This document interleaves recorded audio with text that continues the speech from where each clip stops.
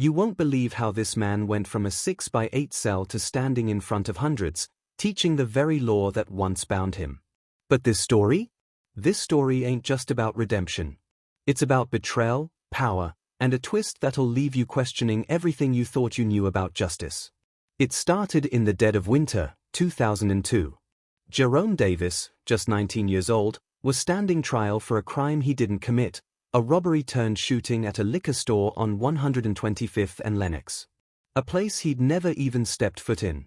The evidence? Flimsy. A partial fingerprint on a glass bottle, a shaky eyewitness, and a public defender who looked more tired than interested. Jerome's alibi? Solid. He was at a community youth center leading a poetry workshop.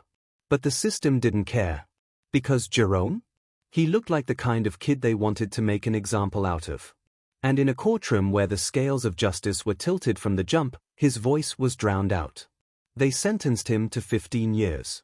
15. In that moment, his mother wailed. His little brother screamed. And Jerome? He just stared straight ahead. Because something in him broke, but something else? Something else lit up. At first, he did what most do in prison. Survive. He kept his head down, didn't affiliate, didn't antagonize. But in the silence of those nights, between the echo of doors slamming and keys jangling, Jerome began to read. First, it was James Baldwin. Then it was Asata, then Malcolm, then law books. He read every single case that sounded like his. And he didn't just read to pass time, he read to fight back. Years passed. He earned his GED behind bars. He started teaching other inmates how to read, how to write their own appeals. Word got around. Inmates started calling him Professor. Even guards, at times, would sit in the back of the makeshift library, listening to this young man break down the Constitution like it was a bedtime story. But still, his case stayed locked. Appeals denied. Motions ignored. Until one day, he got a letter.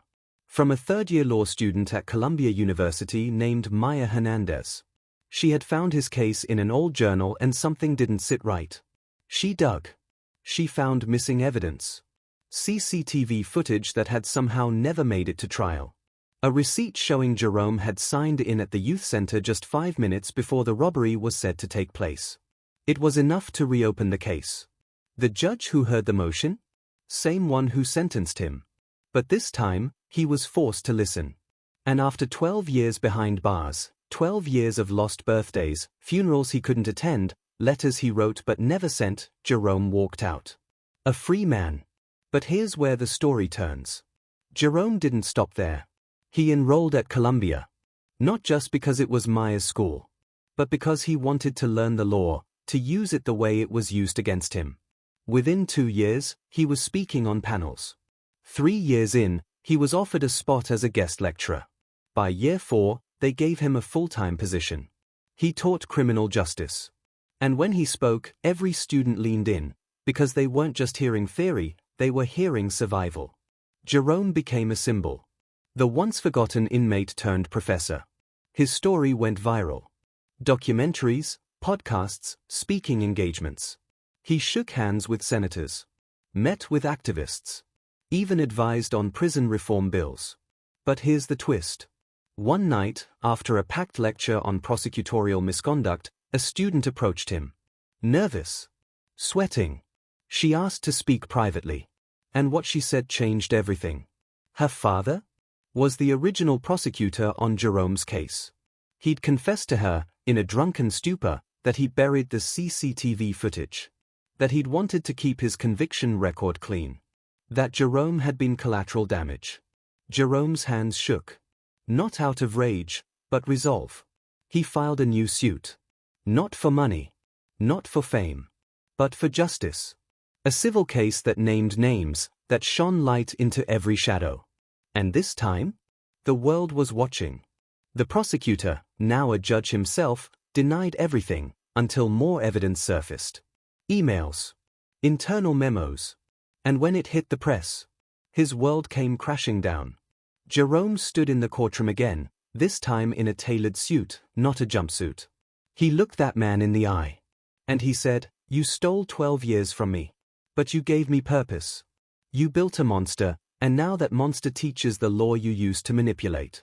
Tell me, was it worth it? The judge was disbarred. Jerome walked out of that courtroom not just as a free man, but as a man who won. But just when you think it's over, it isn't. Because 2 weeks later, Jerome received a letter. No return address.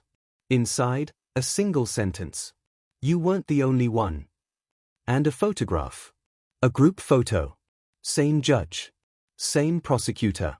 And a room full of young black men. Every single one of them had been convicted in that courtroom.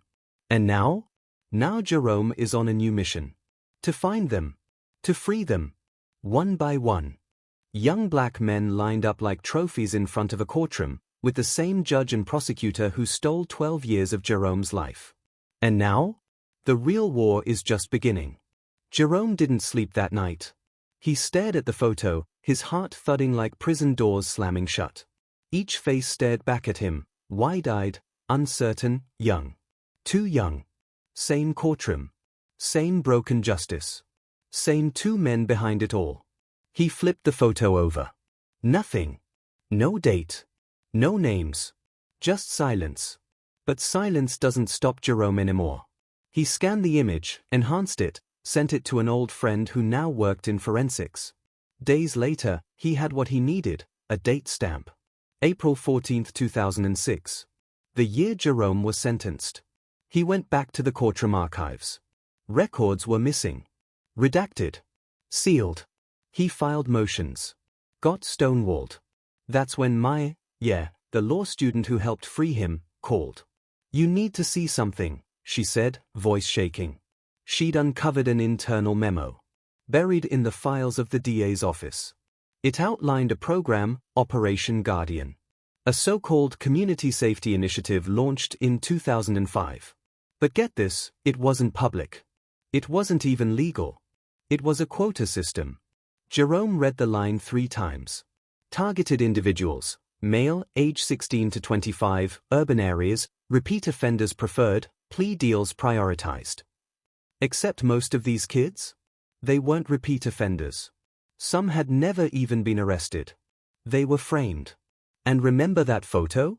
Every single face in it matched a name in the Operation Guardian file. 32 cases. Jerome felt sick. This wasn't just corruption.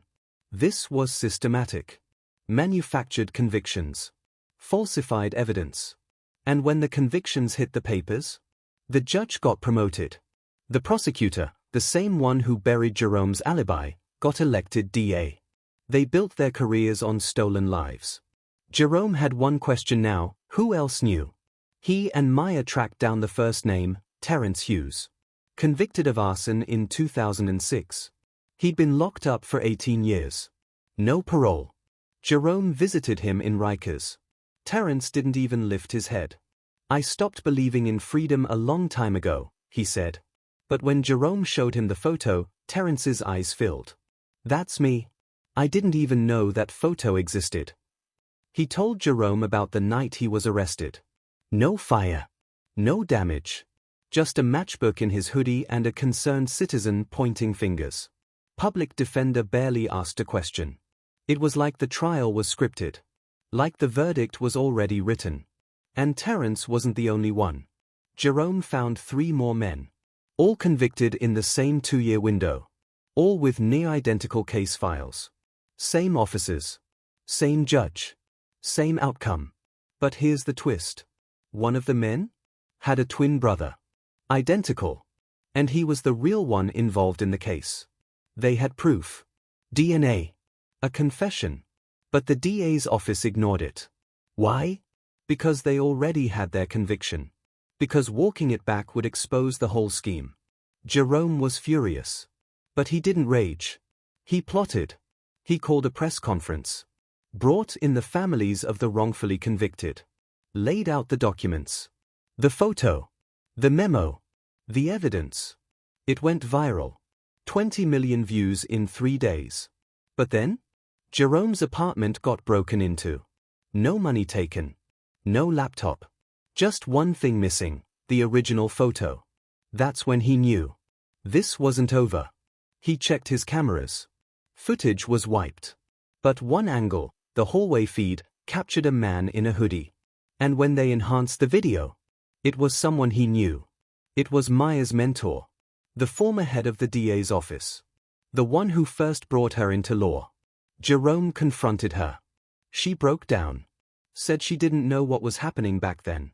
Said she thought Operation Guardian was legit until she started asking questions. Then, she got reassigned. Silenced. Paid off. But why the photo? Jerome asked. She hesitated. Then pulled out her phone. Because there's something you haven't seen. She showed him an email. Dated 2 weeks ago. We warned you. He wasn't the only one. And neither were you. It was signed only with an initial. G. And attached? A second photo. This time, it was a group of prosecutors. Standing in front of a board. Dozens of mugshots pinned up like trophies. Jerome's included. This wasn't just one courtroom. It was a network. Multiple offices. Multiple judges. A pipeline. And the man in the center of the photo? The current Attorney General. That's when the line between truth and danger blurred. Jerome wasn't fighting for justice anymore. He was fighting to survive it. He and Maya started leaking what they could. But every move they made was counted. Witnesses recanted. Evidence vanished. Files corrupted. The deeper they went, the darker it got. And then, Jerome got the call. Blocked number. A voice, distorted. You're getting too close. Back off, or they'll bury more than your case. Then the line went dead. That night, Maya didn't come home. Her apartment was trashed. Her phone was found in a storm drain. But no trace of her. Just one thing left behind, taped to Jerome's door. She found something. She was going to tell you. But now? You'll have to finish it alone. And scribbled on the back of the note. A new address. A warehouse. Outside the city. And beneath it? 2 words. They're alive. The warehouse sat quiet, isolated on the edge of Yonkers, surrounded by silence and suspicion. Jerome pulled up just after midnight, headlights off. The air was thick with fog and fear. He approached slow. Every step closer felt like walking towards something irreversible. But if Maya was in there, or the truth she died trying to tell, he had to see it through. The door creaked open. Inside, pitch black. Then a faint hum. He followed it. Down rusted stairs. Through a corridor. And there it was. A server room. Rows of machines. Flickering lights. Surveillance monitors playing back footage on a loop. Courtrooms. Interrogation rooms. Offices. Files. Thousands of them. Sealed cases. Suppressed evidence. Confidential memos. A digital vault of every crooked deal and buried life. But the most shocking? Live feeds. One of them showed a small room. Concrete walls. A single light. Maya. She was alive. Tied to a chair, bruised, but alive. Jerome's knees buckled. Relief mixed with rage. He scanned the room, looking for a way in. But the warehouse was a decoy. Maya wasn't here, just the surveillance system watching her. He followed the cable connections to a hidden server labeled Guardian Files, Primary Node. Plugging in his flash drive, he copied everything. 30 years of cover-ups. And then, an alarm blared. He ran. Behind him, the hum of electronics was drowned out by the roar of fire. They were burning the place. Someone knew he was there. He barely made it out before the explosion lit the sky orange. But the drive? He had it. And now, he knew what he had to do. He went public. Again. But this time, he didn't go to the media. He went straight to the people. He live-streamed it all. He named names. Played videos. Shared files. Evidence of wrongful convictions. Bribes. Case tampering. Political gains bought with prison time. And then he dropped the final bomb. They took Maya. They're watching us. But we're watching back now. The internet exploded. Hashtags trended worldwide. #FindMaya and #Guardian exposed. Protesters filled courthouse steps. Whistleblowers came out of hiding. And just when the Attorney General held a press conference to deny everything, Jerome released a phone call. A recording of the AG himself. Laughing. Saying, "They'll never prove it. The files are gone. We own the system." It was over. Within 48 hours, the AG was arrested. The judge who sentenced Jerome? Indicted. The prosecutor? Disbarred, charged with criminal conspiracy. But for Jerome, it wasn't enough. He needed to find Maya. And then, one last clue surfaced. An email, scheduled to send from Maya's account if she went dark. It included GPS coordinates and a code. 32417 BK, Guardian's Graveyard. It pointed to an old juvenile detention center. Shut down years ago. Bought by a private company. Unmarked. Jerome didn't call the cops. He went in alone. Through broken fences. Past graffiti walls. Into the place that smelled like pain and secrets. And in the center, a locked basement. He broke it open. And what he found would haunt him forever. Rows of cells. Underground. Not on any record. Not registered. And inside one of them, Maya. Alive. Weak. But still fighting. Beside her, 7 others. All men from the photo. All presumed dead, lost in transfers, missing from records. But they were never transferred. They were buried. Hidden. Forgotten. But not anymore. Jerome got them out. Called in every contact he had. Media. Lawyers. Activists. And when they emerged, blinking into daylight, wrapped in blankets, some in tears, some in shock, the world finally saw it. This wasn't just injustice. This was war. The fallout?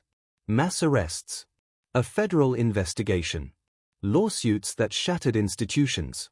Operation Guardian? Dismantled. The justice system would never be the same. And Jerome? He went back to the university. But not just to teach. He became dean of the new Department for Justice Reform. He teaches future lawyers, judges, and activists not just how to read the law, but how to fight for it. His first lecture?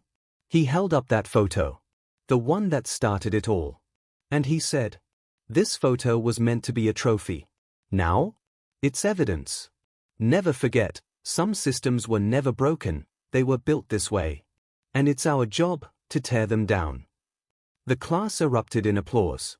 But as he walked off stage, a student handed him a folded piece of paper. No name. Just one sentence. "There's another list. And it goes all the way to Washington." Jerome looked up, his pulse steady. Because he knew.